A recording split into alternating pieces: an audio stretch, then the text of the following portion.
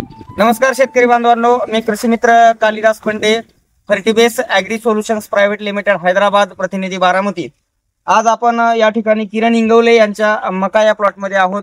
आपण बघू शकता ही मका कशा पद्धतीने बहरलेली आहे। या ठिकाणी आपण यांना कॉपीएस NPK 50 किलोच्या बॅग वापरण्यासाठी शिफारस केली होती, त्यांनी वापरली। आपण त्यांना प्रत्यक्ष विचारू की त्यांना काय फरक जाणवतो। नमस्कार साहेब। नमस्कार। मला सांगा, कॉपीएस NPK वापरल्यानंतर तुम्हाला काय रिझल्ट दिसले? नाही, एक नंबर रिझल्ट लागलेला आहे आम्ही टाकल्यापासून। बर, NPK सर्व शेतकऱ्यांनी वापरावं अशी माझी इच्छा आहे।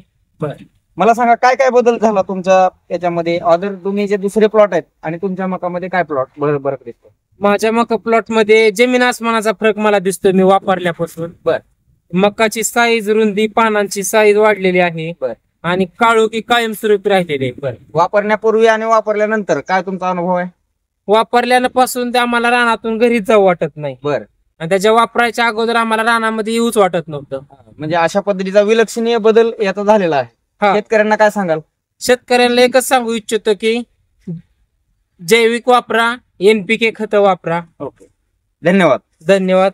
नमस्कार।